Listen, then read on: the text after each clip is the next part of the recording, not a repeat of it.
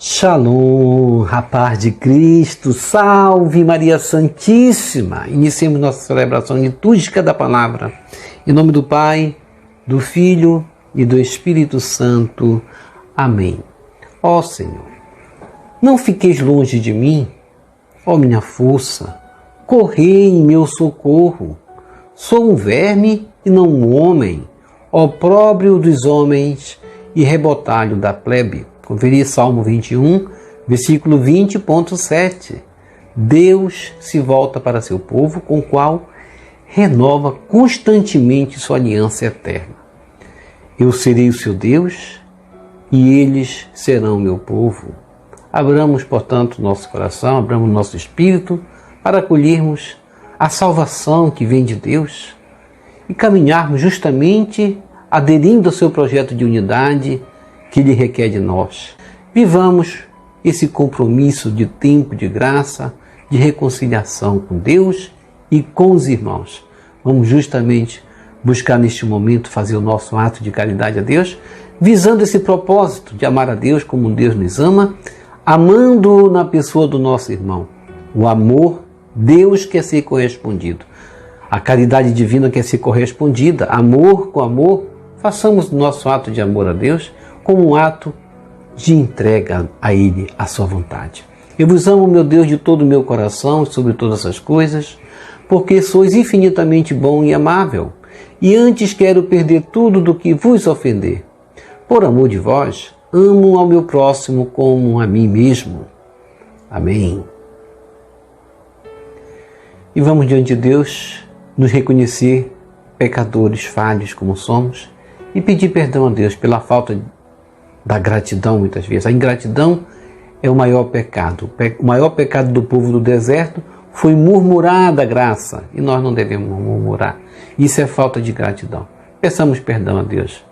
Senhor, meu Jesus Cristo, Deus e homem verdadeiro, Criador e Redentor meu, por ser de vós quem sois, sumamente bom e digno de ser amado sobre todas as coisas, e porque vos amo e estimo, pesa-me, Senhor, de todo o meu coração de vos ter ofendido. Pesa-me também de ter perdido o céu e merecido o inferno, e proponho firmemente, ajudado com os auxílios de vossa divina graça, emendar-me e nunca mais vos tornar a ofender. E espero alcançar o perdão de minhas culpas pela vossa infinita misericórdia. Amém. Coloque a mão no coração e diga comigo: Deus Todo-Poderoso, tenha compaixão de nós, perdoe os nossos pecados e nos conduza à vida eterna. Amém. Ó Jesus Eucarístico, meu amado Salvador, enchei-me com vosso amor, enchei-me com vossa força, enchei-me com vossa sabedoria, enchei-me com vossa perseverança, enchei-me com vossa humildade, enchei-me com vossa coragem, enchei-me com vossa paixão. Amém. Jesus, puro, manso e humilde de coração, fazei o nosso coração semelhante ao vosso. Amém. Sagrado coração de Jesus, eu confio em vós. Vinde, Espírito Santo, enchei os corações de vossos fiéis e acendei neles o fogo de vosso amor. Enviai vosso Espírito e tudo será criado e renovareis a face da terra. Oremos. Ó Deus, que instruíste os corações de vossos fiéis com a luz do Espírito Santo, fazei que apreciemos retamente todas as coisas segundo o mesmo Espírito e gozemos sempre de sua consolação por Jesus Cristo, Senhor nosso. Amém.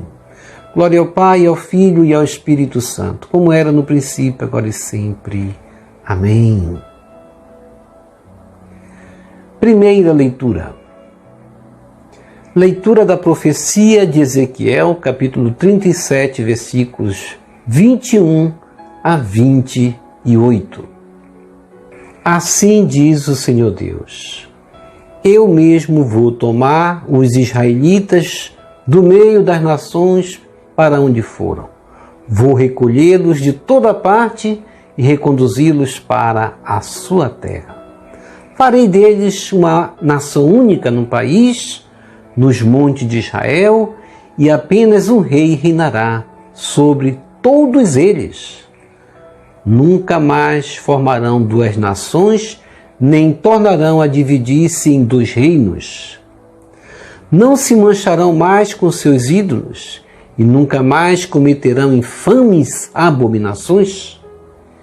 Eu os libertarei de todo o pecado que cometeram em sua infidelidade e os purificarei. Eles serão o meu povo e eu serei o seu Deus. Meu servo Davi reinará sobre eles e haverá para todos eles um único pastor. Viverão segundo meus preceitos e guardarão minhas leis, pondo-as em prática. Habitarão no país que dei ao meu servo Jacó, onde moraram vossos pais. Ali habitarão para sempre. Também eles, com seus filhos e netos, e o meu servo Davi será o seu príncipe para sempre. Farei com eles uma aliança de paz. Será uma aliança eterna. Eu os estabelecerei e multiplicarei, e no meio deles colocarei meu santuário para sempre. Minha morada estará junto deles. Eu serei o seu Deus e eles serão o meu povo. Assim as nações saberão que eu, o Senhor, santifico Israel, por estar o meu santuário no meio deles para sempre. Palavra do Senhor, graças a Deus.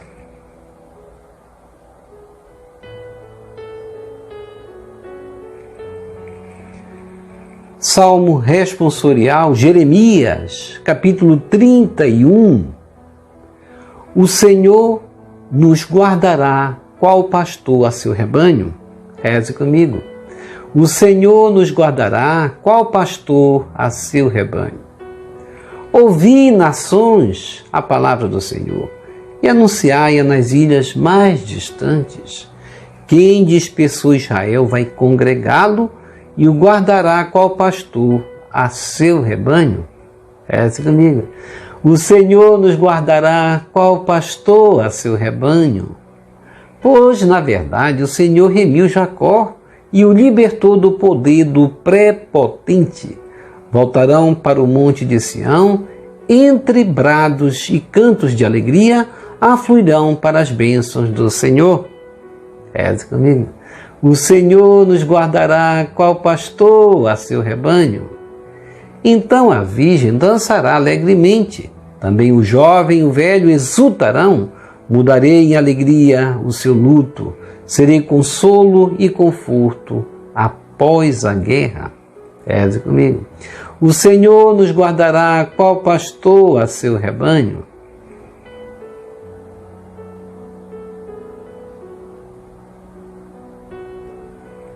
Evangelho segundo João, capítulo 11, versículos 45 a 56.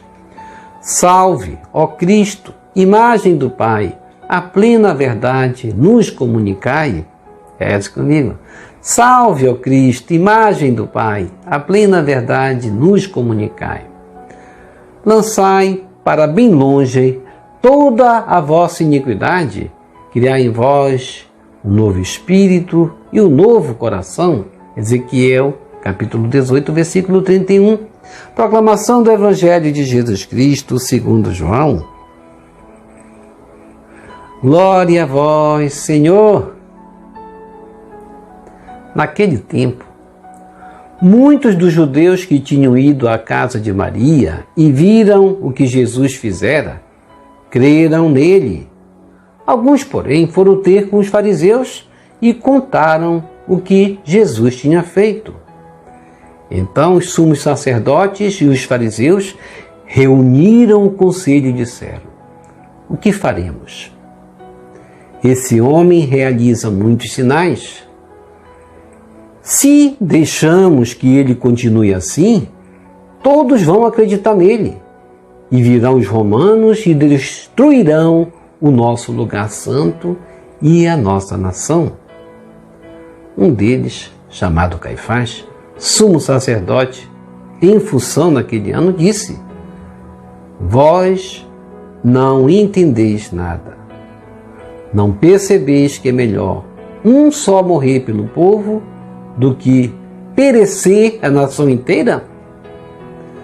Caifás não falou isso por si mesmo. Sendo sumo sacerdote em função, naquele ano, profetizou que Jesus iria morrer pela nação. E não só pela nação, mas também para reunir os filhos de Deus dispersos. A partir desse dia, as autoridades judaicas tomaram a decisão de matar Jesus. Por isso, Jesus não andava mais em público no meio dos judeus. Retirou-se para uma região perto do deserto, para a cidade chamada Efraim. Ali permaneceu com os seus discípulos. A Páscoa dos judeus estava próxima. Muita gente do campo tinha subido a Jerusalém para se purificar antes da Páscoa. Procuravam Jesus e, ao reunirem-se no templo, comentavam entre si: o que vos parece? Será que ele não vem para a festa? Palavra da salvação, glória a vós, Senhor. Que as palavras do Santo Evangelho nos purifique e nos perdoe de todos os nossos pecados. Reflexão. Hoje, na primeira leitura da profecia de Ezequiel, 37, 21 a 28, vai tratar da promessa de restauração de Israel, a promessa de Deus. Isso referindo-se tanto da restauração espiritual, quanto no campo também sociopolítico e religioso. A motivação era o reavivamento da fé daquele povo que estava espiritualmente morta. Era necessário a restauração de um povo dividido em duas nações, que Israel estava dividido em norte e Judá. Ezequiel foi um profeta que experimentou a dureza desse exílio na Babilônia. Fora levado para a Babilônia entre a primeira e a última deportação de Judá, e é no meio desse caos, desse conflito, que o livro de Ezequiel foi escrito. De antemão, Deus já tinha prometido libertar Israel do cativeiro da Babilônia, no capítulo anterior. No entanto, havia dois motivos que impediam que isso acontecesse. Qual era? Primeiro, Israel era uma nação perdida, sem identidade num país estranho. Se manchavam com seus ídolos, como diz no versículo 23, misturavam-se com a Babilônia e comiam infames abominações. Ajudar um povo sem objetivo e perdido a sair do cativeiro era uma missão quase que impossível. Deus quer que nós primeiro façamos adesão ao projeto dele. Primeiramente, o projeto da unidade. Um povo dividido, uma casa dividida, uma família dividida. Não adianta pedir as graças que não virão.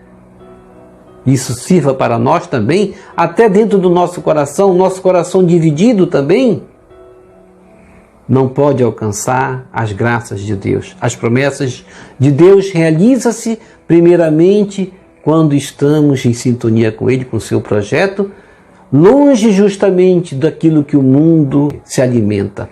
Eles estavam justamente andando nos caminhos do povo da Babilônia. E por essas razões, eles assim também na leitura anterior serão comparados a um vale cheio de ossos secos, de homens mortos, que deveriam justamente ser reunidos e reavivados por Deus, ressuscitados. Em cima desse relato, Deus falará no versículo 21, eu mesmo vou tomar os israelitas do meio das nações, para onde foram, vou recolhê-los de toda parte e reconduzi-los para a sua terra. Farei deles uma nação única, olha aí a unidade, uma nação única no país, nos montes de Israel, e apenas um rei reinará sobre todos eles. E o segundo motivo por qual esse povo não alcançou as promessas logo de Deus foi justamente porque ao mesmo tempo que aquele povo era sem identidade, perdido numa nação dividida, numa nação periférica da zona de Deus, porque Babilônia era uma região perdida, era justamente porque eles se perdiam também na contaminação daquela nação. Portanto, eles se corrompiam e eram divididos em dois reinos, reino do norte, reino de Judá. E através de uma atitude profética, Ezequiel vai justamente declarar, juntar os pedaços da madeira entre as nações de Israel e Judá. Em seguida, o profeta pouco a pouco revela o reinado de Cristo, que seria instalado a partir do versículo 23 a 28, e nunca mais formarão duas nações, nem tornarão a dividir-se em dois reinos. Essa era a promessa de Deus. E Deus prometeu libertá-los todos do pecado que cometeram em sua infidelidade e os purificaria. E eles seriam, como Deus disse, eles serão meu povo e eu serei o seu Deus. E meu servo Davi reinará sobre eles e haverá para todos eles um único pastor. Viverão segundo meus preceitos, ou seja, viverão segundo o Espírito, não mais segundo a carne, pondo em práticas os ensinamentos que Deus justamente colocava ali na lei de Moisés, vivenciando os mandamentos de Deus. Dessa forma era possível que eles fossem libertos e saíssem do país da Babilônia. Deus, Ele quer realizar isso na nossa vida também, e devemos nos perguntar qual o grau de minha contribuição para a unidade do meu coração, do que eu quero, se eu formo justamente no meu coração um só pensamento em Deus, ou se me divido entre Deus e o mundo. E também na nossa família, como está a unidade da nossa família, quando uma casa está dividida, o que acontece também? As promessas de Deus não se realizam. Isso vale para a comunidade, vale para a nossa vida do trabalho, vale para todo instante da nossa vida. Deus quer fazer uma aliança de paz, uma aliança eterna. Eu os estabelecerei e multiplicarei, e no meio deles colocarei meu santuário para sempre. Deus quer fazer em nós, em nossos corações, uma morada.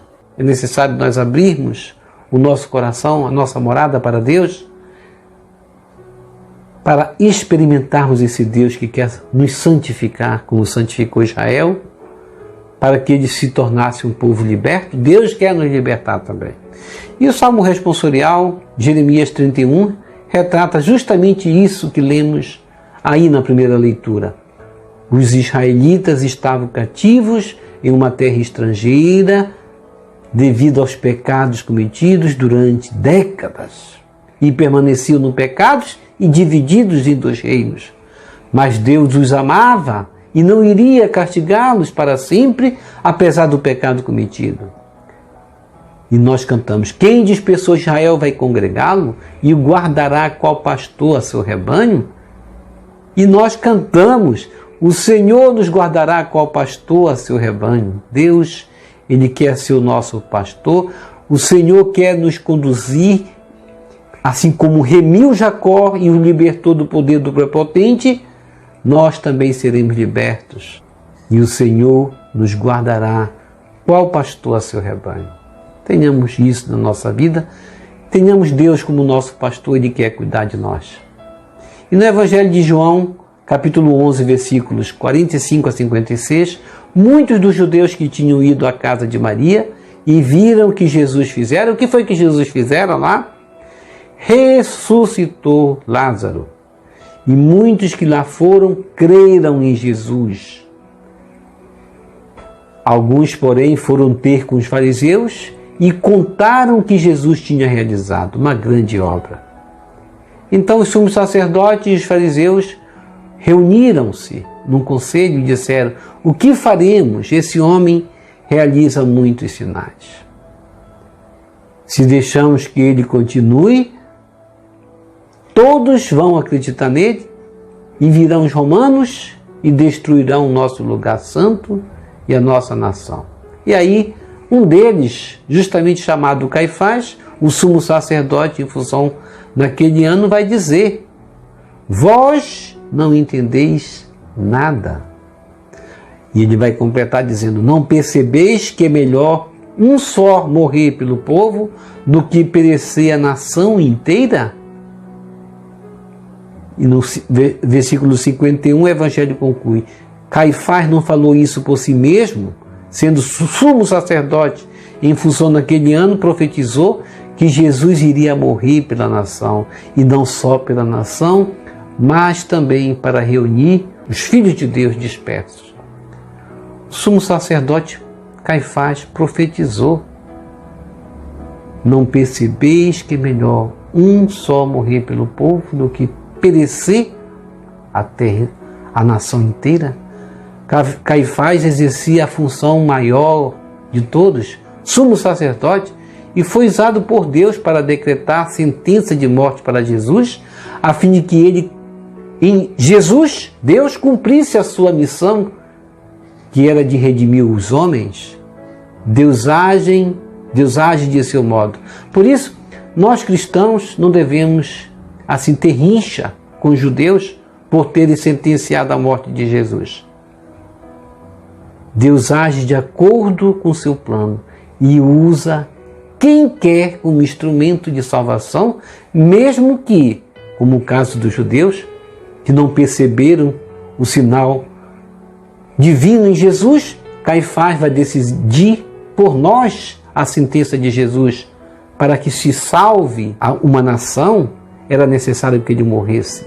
Portanto, nós recebemos em Jesus a sentença dos nossos pecados. A decisão dos judeus em sentenciar a morte de Jesus abriu caminho para que todos nós tivéssemos o direito à redenção, alcançássemos a salvação. Como na primeira leitura Deus prometeu juntar e reunir os povos em uma só nação, assim se concretiza em Jesus Cristo, que abrindo os braços na cruz do Calvário, crucificado com os braços abertos, estaria justamente para reunir os povos dispersos. Deus usou Caifás e usará quem quiser como sinal da realização de sua promessa, da sua vontade. Os sinais de Jesus incomodaram os protagonistas da sentença da morte de Jesus. E por intermédio deles, o plano de Deus se realiza. Não somos mais escravos do pecado.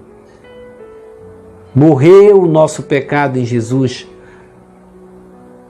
Nada acontece por acaso. O projeto de Deus se cumpre, mesmo que muitas vezes seja antecipado por aqueles que consideramos ser nossos inimigos. Entendamos que a arma que Deus se utiliza, os meios que Ele quer realizar um plano, pode ser justamente usado do modo como nós não vamos entender, até usando um inimigo nosso, uma pessoa que se levante contra nós, pode estar nos empurrando justamente a uma situação que amanhã nós vamos entender que era plano de Deus, porquanto Deus realiza assim a obra dele em nós. A partir desse dia, então, as autoridades judaicas tomaram a decisão de matar Jesus. Por isso Jesus, diz o Evangelho, não andava mais em público no meio dos judeus, retirou-se para uma região perto do deserto, para a cidade chamada Efraim, e ali, como diz o Evangelho, permaneceu com seus discípulos. A Páscoa dos judeus estava próxima e muita gente do campo tinha subido a Jerusalém para se purificar antes da Páscoa e procuravam Jesus.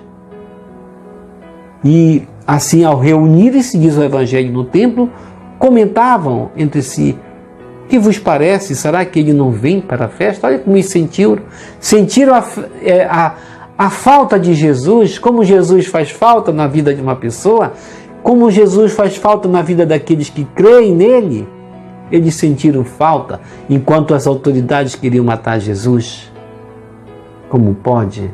Percebe-se que Jesus se tornava a atração principal da festa, prenúncio do que deveria ser a Páscoa futura, ele, o Cordeiro Pascal, que celebramos hoje. Os sinais que Jesus realiza fazia com que muitos crescem nele, mas também era a causa de outros sentirem-se incomodados em suas autoridades. E eu, como vejo os sinais de Jesus? Motivação para crer e me converter? Ou uma ameaça aos meus interesses, aos meus privilégios, que podem ser ameaçados? Diante da possibilidade de Jesus se tornar mais importante, decidem tirar a vida de Jesus, matá-lo. Buscamos, através dos sinais que hoje Jesus realiza em nossa vida e em nossa comunidade, aderir ao seu projeto de vida, que visa a construção de uma nova sociedade baseada no amor, na justiça, na igualdade, uma sociedade sem tirania, uma sociedade sem tiranos. E eu vejo com bons olhos os sinais do reino de Deus manifestado em Jesus? Ou sou mais um desses, a buscar calar, a buscar eliminar os anunciadores, os promotores da justiça, do amor e da paz? De que lado eu me posiciono? Do lado dos que falam e anunciam ou do lado dos que mandam calar? Como diz um ditado, cala a boca já morreu, quem cala consente as injustiças e coopera com os tiranos. Portanto, vamos falar, vamos anunciar. Ó Jesus, Divino Mestre, por causa dos sinais que realizastes, os chefes religiosos tramaram tua morte, recusaram teu ensinamento e não aderiram ao teu projeto. Ajuda-nos, Jesus, a caminhar e entender teus sinais. Ajuda-nos, Jesus, a caminhar contigo. Ajuda-nos a sermos promotores da justiça, da paz e da fraternidade. Amém.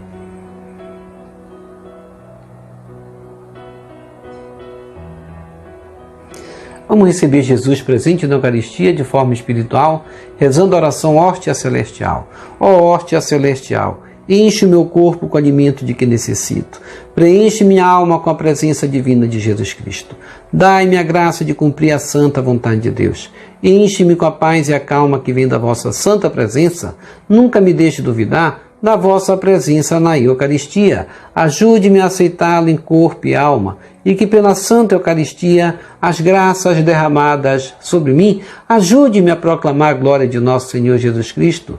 Purifica meu coração. Quando eu receber o grande dom da Sagrada Eucaristia, que a minha alma se abra e se santifique. Concede-me as graças e favores que concedes para todos os filhos de Deus, e concede-me a imunidade do fogo do purgatório. Amém. Amém e amém. Quem reza se salva, se salva. E quem não reza, se salva. Quantas almas estão a se lamentar no inferno dizendo: era tão fácil a salvação, bastava eu ter rezado e não rezei. Triste fato, percebeu tarde demais. Mas nós estamos aqui para alertar todos os dias. Já rezou hoje? E a oração das laudes é uma oração cotidiana. Você pode dizer: eu não queria rezar dessa forma, mas você vai rezar de outra forma. Portanto, aqui você vai rezar, que é o importante, é rezar. Portanto, reze conosco todos os dias.